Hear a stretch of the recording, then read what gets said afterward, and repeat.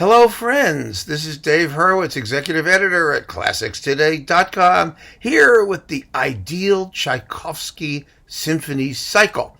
Now, we've already done a talk on the best Tchaikovsky cycles in boxes, complete sets, but this is the IDEAL cycle. We're going to take each work one at a time, different conductors for each one, and we're going to come up with a Tchaikovsky cycle that has no weak links whatsoever. I want to stress, though, as I do in all of these IDEAL talks, these are not necessarily my favorite performances of each one, my personal favorites, because each symphony has been recorded so many times that there are a raft of excellent picks from which to choose. So I have mine, and you will have yours.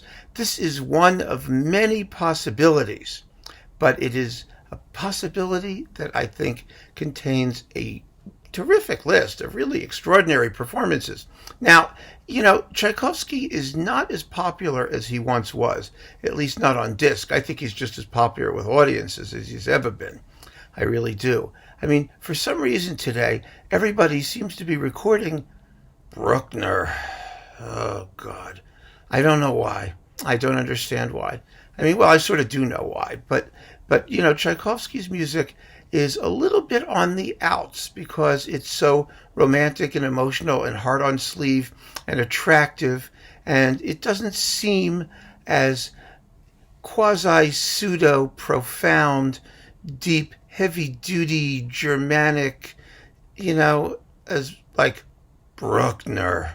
You know what I mean? I think it's a pity. I really do, because Tchaikovsky is not only one of the greatest composers who ever lived, and his symphonies are not only fantastic, but he's been given some of the best performances historically by great conductors the world over. So there is a plethora of great Tchaikovsky, but a lot of it is not recent. For that very, very reason, occasionally you do find new cycles coming out, by Russian conductors primarily, but it seems like everybody else is just busy running around playing Bruckner. I just don't begin to explain why that's the case, especially since, no one especially cares for Bruckner. I don't mean it in the sense that, the public at large hates him, but Tchaikovsky is a draw. Tchaikovsky's always been a draw. Tchaikovsky's music is that kind of music. It's popular music, whereas Bruckner's has never been quite that kind of a draw. His recordings don't really sell like Tchaikovsky's do. But then again, Bruckner may be the perfect composer to record endlessly in an era when nothing really sells. So perhaps that's where we are. Bruckner is the composer of choice for the classical music recording sales apocalypse, whereas Tchaikovsky is the composer to choose when things are selling well and people are happy and content and looking forward to the next thing and are actually willing to spend money on it. That could be a possibility. Maybe we can talk about it in the comments. Anyway, this series of symphonies contains all 6 of them plus Manfred. And I've already done a talk on Manfred completely separately and apart, so you can check that out too if you're really interested in the Manfred Symphony. I love Manfred, but it has more awful performances than probably anything in the entire world. But let's start at the beginning with number 1.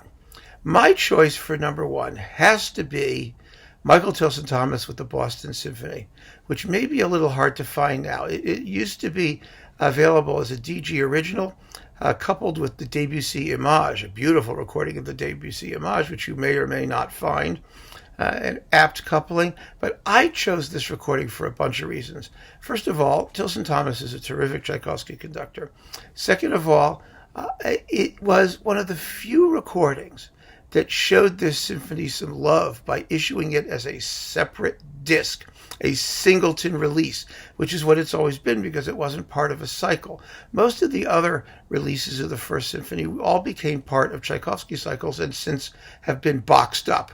And so you only get them in boxes. But this one was separate and apart. Now, of course, it's in a box. The big Boston Symphony on DG box for the most part, if you can still find it, but it's probably downloadable and you can get it in a variety of ways. The DG original disc is long out of print, but again, you can get it used. It's around. It's a gorgeous performance. Fabulously played, beautifully recorded, sophisticated and subtle. It really sounds like a much more mature work than it really is. The only problem the First Symphony has really is of course, it's the classic romantic finale problem, where there's a sort of like fugue thing, and the fugue thing is the Russian composer's attempt to throw up their hand in helplessness and say, we don't know what to do now, so let's write a fugue. This happens in many Russian symphonies. Consider the first movement development section of Rachmaninoff's First, for example, as another case in point. Whenever Russian composers get a little bit developmental and think they have to do something smart, they write a fugue. That may or may not be a good idea. Anyway, it's a wonderful symphony, an absolutely gorgeous symphony. The first movement particularly, and the slow movement, the haunting land of mists, land of dreams sort of thing. And the Tilson Thomas performance is fantastic. So that's number one. For number two, I picked Riccardo Muti with the Philharmonia. Number two, the Little Russian, which means Ukraine, by the way. That's what Little Russia is supposed to be. But I wouldn't tell the Ukrainians that at the moment, because that would not make them happy.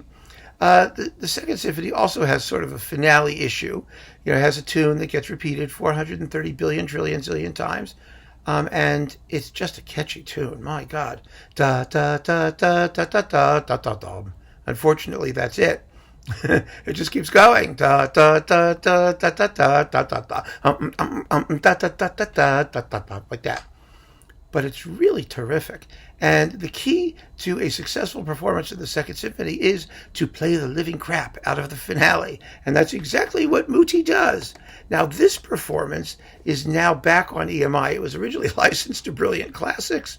I think it was de-licensed. I don't see it anymore in Brilliant Classics. Maybe it still is. But it's also on EMI in the box with the Muti Tchaikovsky Symphonies, which is a great cycle. It's a great, great, great cycle. Anyway, but his performance of the Second Symphony is just exciting and fresh and lively and rhythmic and absolutely marvelous. So I cannot recommend that more strongly. Symphony number 3, the Polish. This is the one that nobody likes. And the truth of the matter is, it has 5 movements, and it has absolutely beautiful, beautiful bits and sections. It's a question of how it sort of holds together, and the fact that because it's in 5 movements, it's kind of suite-like in its construction. It doesn't feel terribly symphonic and cohesive, but it's really a beautiful piece of music. It's really a lovely, lovely piece of music with fantastic tunes. And, it's one of those pieces where nobody really is supposed to like it, but then you haul it out once in a while, and you put it on, and you scratch your head, and you say, this really is a better piece of music than I remember it being. Because you can't really point to a specific moment where there's anything that isn't delightful, isn't lovely to hear. It just, as a whole, seems not to hang together as well as some of the other ones do. But there are performances that make it hang together. It can be done fabulously. And for my money, the most fabulous is Bernard Haitink with the Concertgebouw. Now, Haitink, and I've said this before, he's one of those conductors who you can always count on to really do great work in underdog pieces, like Shostakovich's 11th, or not the 11th, I'm sorry, Shostakovich's 12th, the really bad one that no one likes. Boy, do they do a great performance of the 12th. Things like that. Haitink's inherent musicality combined with the Concertgebouw's unbelievably first-class, world-class playing and musical values generally just revivify pieces that are in the doldrums that people wouldn't think about twice. And you listen to it and you just say, gee, that's so beautiful. And it really is, as a performance, it's absolutely beautiful. And his choices of tempo are natural and flowing. The pacing sounds inevitable. The whole thing hangs together. It's such a beautiful performance. This is the one I pull out whenever I really want to hear the third, which is more often than actually I probably would want to admit if I really believed it was bad music, because it's not. It's beautiful music. And that is a beautiful performance. Just a beautiful, sensitive, tasteful, classy performance. Really, really classy. So after 1, 2, and 3, we get to the heavy hitters, 4, 5, and 6. And 4, well, my choice for 4 is going to be a pretty obvious one, I'm sorry to say, because I like picking sometimes things from the, undiscovered underbelly of the classical music discography. But this one is absolutely terrific. Stravinsky, Leningrad, the stereo one. This is just so damn exciting. It really is, especially the finale, which goes at a scorching tempo that no one has matched. This is the Stravinsky sitting, who was an absolute dictator, saying to his string section, you will play at my tempo or you will be sent immediately to the gulag. I mean, these people play like their lives were at stake in getting this thing absolutely perfect to hair trigger precision at a patently insane speed. It's such a wonderful performance. Absolutely wonderful performance, and really good sound given its source. And this set of 4, 5, and 6 with Stravinsky is so famous and so important. But the real gem is really the 4th. I think it makes the piece into a just fireball of passion and intensity. And the first movement too goes very, very well. There are no dead spots. And this is a symphony that can really have dead spots, especially in that first movement, which could be a little bit repetitious. It's just terrific. So nothing not to love. And there are many other good performances of the 4th, that's for sure. So, if you give me your list, and remember, no repeats of conductors. When you give me your list, you can tell me who you think would be, what your favorite performance of the 4th is. But Stravinsky is awfully hard to beat. It really, really is. For the 5th, I have perhaps a somewhat controversial choice, but I think it won't be if you actually listen. That's always the key. You have to listen.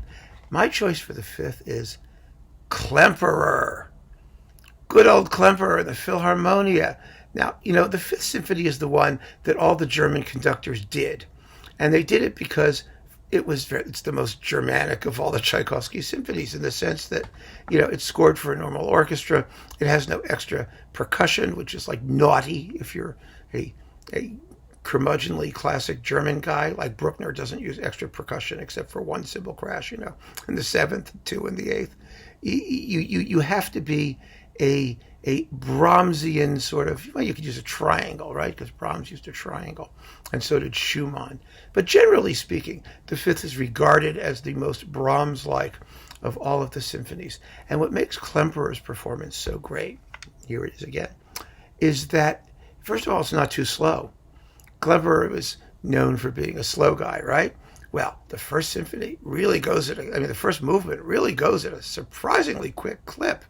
And the finale is passionate and gorgeous, but also a little bit understated, a little bit unsentimental, which I think is wonderful. And then the finale. Now, the finale is not like Stravinsky. Stravinsky's is another one of those finales that goes a zillion miles a minute, and it goes so fast you don't even have time to think about it. Klemperer is much, much slower than that. But I like it. I like the fact that he plays it seriously. He makes you listen, especially because with his really forward, wind balances, you actually hear all the counter melodies of the wind parts. In the recapitulation, and in the exposition. There are wonderful, wonderful, wonderful touches of detail and color that Klemperer catches at bass lines that really move. It makes the whole thing sound a lot better than a lot of people think it is, than when you just play it for kicks. You play it for the thrills. It has thrills. This performance has great thrills, but those thrills are all musical thrills. They're the kind of thrills that make Tchaikovsky sound like a composer of real depth, which of course he was. There's no reason not to make him sound like a composer of real depth. So the Klemperer Fifth is my bet for just a great, great fifth that will shed some new light on the work. For a lot of you who haven't heard it, I suggest you go out there and listen to it because it really is special. All right, number 6, the Pathetique. The Pathetique. This is also a Tchaikovsky symphony that everybody wants to do when they do a Tchaikovsky symphony, even the non-Germanic people. It's the famous one, the one with the slow, depressing finale. And slow and depressing it certainly is. If you want to be completely depressed, get the Bernstein DG, which has the incredibly long, slow finale, which Bernstein himself said it's about as far out as you can go and still come back alive. He knew what he was doing when he stretched it out to unconscionable lengths. But, however, my choice for the 6th, and I really thought long and hard about this because there are so many terrific performances of this symphony, there really are, was Fricsay. Ferenc Fricsay with the Berlin Radio Symphony Orchestra of Berlin. Now, this is the 1959 stereo one. He did it twice. There's a 1953 in mono, and then there's this one in stereo. It was one of the last things he did. Rumor has it that it wasn't released in his lifetime because he wasn't entirely satisfied. He still wanted to do some touch-up stuff or something. I don't know. Anyway, it's out. This is a Japanese DG. See, you can see the kanji there. But this is such a humane, like everything Fricsay did, a humane performance. It sings, it moves, it's passionate, it speaks to you. It has a quality. It has to do with his sense of phrasing, his ability to realize the vocality in all of the string lines. The finale is just devastating for that reason. It's an amazing, amazing performance. And there's a live one on Orfeo that he did, which is also superb, and it has a lot of the same qualities. It was something he could do, and he brought all of that ability to make the music come alive and to express itself into this performance, into this work and this performance of it. And I just can't imagine a finer performance of the Pathetique than this one. There are many other really fine performances of the symphony, no question about it. No question about it.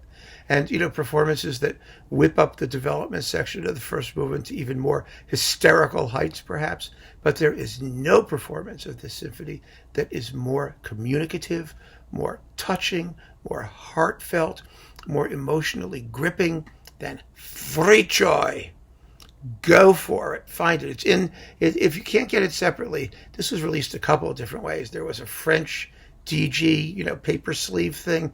There's this one, and of course, it's in the big Fricsay box. But this is a Pathetique that you absolutely have to hear, because if you don't know this, then you don't know the Pathetique. Now, for Manfred, like I said, is such a problematic piece. Oh my God, it's played so badly most of the time. Boringly terrible. I mean, it is patchy. It has dead spots. It has its, pluses and minuses. Sometimes it gets cut. Sometimes it gets reorchestrated. I mean, nobody can leave the thing alone. There are four performances. Yeah, I would say 4 really top-notch performances of Manfred. There is the Jarofsky with the LPO, which is on the LPO's own label, which is just great. Absolutely great. There's Muti's with the Philharmonia. There is the mono Silvestri, which was last on Testament and is now in the big Silvestri box that was done in Paris, with the Paris Conservatoire, or one of those groups. So it sounds very French, which I love. But I chose, for this particular ideal list, Ashkenazy. This is on Australian Eloquence. This is also with the Philharmonia, a first-rate performance. The problem with this symphony, as so often with Tchaikovsky, is the finale. It has to be played quickly enough. It has to be played with complete and utter conviction. You have to sort of hustle over the dull bits and get to the zippier bits as quickly as you can. This is another finale where Tchaikovsky resorts to fugal writing in a couple of moments, but actually the fugal passages are pretty good.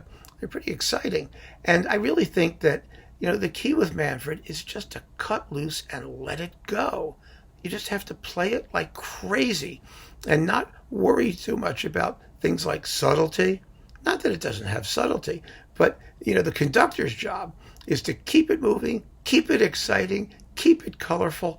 And I think it's just fascinating how difficult so many conductors find that task. They really do. They just wimp out on the piece. It's terrible. Terrible. There's no trick to playing this music. You just have to play the living daylights out of it. Ashkenazy and the Philharmonia do. It's a beautiful, beautiful performance. Very well recorded too. So it's nice to have. I think to give also Ashkenazy, who's just retired, by the way, some props for doing a fantastic Tchaikovsky Manfred Symphony. So that is my ideal Tchaikovsky Symphony cycle. I am very interested to hear yours. And like I said, folks, you can't repeat conductors, and you can't use any performances I used. Try and come up with your own completely original list. There's only 7 works here. It shouldn't be too difficult. They've been recorded so many times, and I think we'll have a very good time and come up with a huge mass of superb Tchaikovsky performances. And maybe, whatever that meant. And maybe between us, we can restore him to the pedestal that has since been, occupied by Bruckner. Oh God, he really deserves to be restored, to be back up there. We'll get some more people to make some more new recordings of these works. There are still depths to be plumbed, and details and fabulous little things to discover in this music, which is perpetually delightful. So thank you for joining me. I hope that you've had a good time. Keep on listening and get your list together. Take care.